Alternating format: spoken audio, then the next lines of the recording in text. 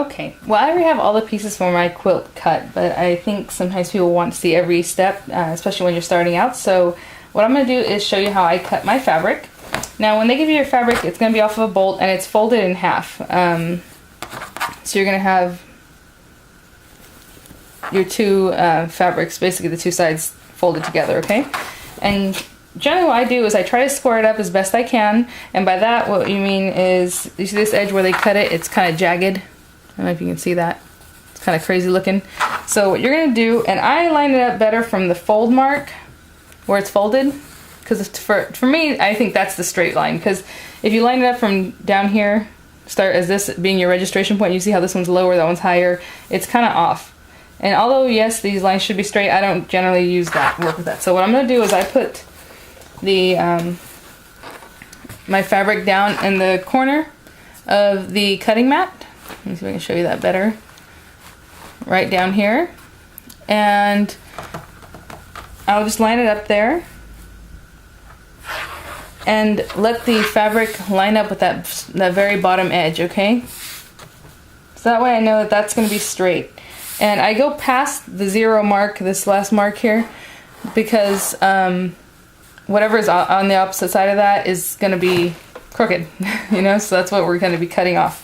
So I just like to kind of line it out. A lot of people wash their fabric and then press it. I don't do that. But if for a quilt where I know it's going to be a big quilt or a big heirloom project, then yeah, I would take the time to do all those things. With this kind of thing, it's just kind of cute, it's easy, it's quick. I don't require that. At least for me, I just don't think that's required. So I'm going to line that up. And then I'm going to take my big ruler and I'm going to push it all the way to the end so that it's meeting that last mark where it marks 0. And I line it up with the 0 and its little notch mark down here at the very bottom. And I'm going to keep it straight and go all the way up to this top mark. Now for me this is counterintuitive because usually I want to cut on the right side of the ruler. I'm cutting on here. Whenever you cut on this other side. For me, on this one, just to not have to move it around too much, I go ahead and cut on the opposite side over here on the left. Generally, it's just because if I put this over here, I don't have a lot of grip to push down. It's not that bad, but you know, I still have to cut here and then maybe my fabric's going to shift. So it takes a little more work to do it this way because I'm going to have to really hold on to it nice and tight. And what I mean by that is push down on my ruler as I cut, okay? So I'm going to be cutting with the hand that I usually don't cut with. And when I showed you guys you're going to need a fabric or a rotary cutter, I put it away. So let me bring that out. And this one is just some Fiskars. I've had this one for probably 15 years and it works just as good today as it did, you know, when I bought it. And you just have to switch out your trimmer, the little wheel, when it starts getting dull. So I'm going to try to do this without blocking the camera, so that's going to be even harder for me. But I'm going to hold down the ruler and butt up right against to the ruler, okay? And as I push, it's cutting the fabric off, okay? And now I'm scoring up my fabric so that it's nice and straight. And what you want to do is just make sure you're holding your ruler down and pushing it along, okay? What's cool is if you do 6-inch blocks is that this ruler is already 6 inches wide. From here, I can just cut the next strip and then cut the next strip and just keep going. The thing is I need 7-inch blocks because that's how I used my, that's how I made my pattern. So I'm just going to move over to measure 7 inches on my cutting mat. And at the very bottom of the cutting mat there are numbers. And I can use that to help me with that. So we still have it nice and squared up. I'm going to go over to the 7-inch mark. Line it up and now I'm going to hold it down. And again, get your rotary cutter and just cut right along that. Now if you were using scissors and you didn't have a rotary cutter, you're still going to need some kind of ruler to measure this out. So if you were to do that, you can measure your 7 inches. You would take your dressmaker's chalk. I left it over there. I'm just going to act like I'm doing this. So let's say this is my dressmaker's chalk. I'm going to go ahead and mark it with my chalk. And then I'm going to get my regular scissors, just whatever scissors you have that you use to cut fabric with. And then I'm going to come in and cut that by hand, okay? So it's the same thing, just rotary cutters are so much easier. Okay, so I would cut as many strips as I need, and generally if you're doing a 1.5 yard fabric, just cut all 7 inches across the whole length of your fabric, okay?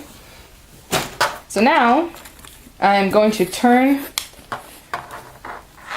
my fabric And I will do it this way so that you can kind of see better, so that these two loose ends are facing you. Now this is where my tutorial might be different from a perfectionist tutorial. Generally what you would want to do, like I said, for a quilt that's going to be, you know, held onto forever, and I'm not saying this isn't, but this one, since you're going to cut the edges, the very edges of it, it doesn't really matter if it's perfect or not. I would trim off these two. You're going to have this is still folded, remember, so now you still have two thicknesses of your fabric. You would line this up just like I did before, but this time I would line it up maybe along this long line. Just pick a line there that you would like to line it up with. And then you're going to come in and trim off whatever is not straight on those two edges. But like I said, since this is, you know, something I'm going to cut up anyway, and it's going to get all frilly, it doesn't really matter. I am going to just move away from that. Well, you know what, I'll show you. I'm just being lazy. It's the same thing. So all you do is just kind of move it past the zero, so that the two open flaps are lined up, and just cut that off. That's just an extra step. I mean, it took a second. For me, I'll just start cutting. So now we're going to move up, and every 7 inches we're going to cut this fabric. And I leave mine doubled up for a reason, and I'll show you why. It's just easier that way. How I have this 7-inch square, and it already has the same coordinate as the insides of it, and on the back it's green also. And now I don't even have to pin this. When I go to sew it together so that I can sew together my quilt, they're already the way they should be. Because let me show you on a different one. For each patch you're gonna have a front and a back, and it's just sewn together. And then from there you're gonna build your blocks, sew them together so that you have your pattern. So here is one of the 7-inch blocks that I'm gonna need, front and back already put together. I can either move this back down to 0, or just from here go to 14 inches and cut another. Now I have my second block.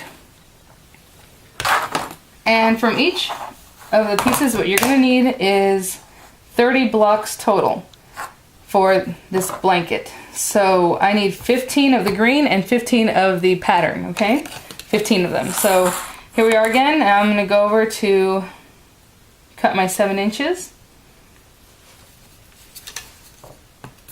And there we go. So from one strip of the 44-inch wide fabric, from one 7-inch strip, I am able to get 3 of my blocks. So if you do the math, you're going to need 5 strips to get 15 blocks of your green. And then you're going to go through and do the same with your, I'm just calling it green because it's green on mine, and then my monkey print fabric, I'm going to need 15 of these also. And it's going to be exactly the same. Just do the same process I just showed you, but with your print fabric. And you're going to need 15 monkey prints, blocks, or whatever your main print is, and then 15 of the green. Okay?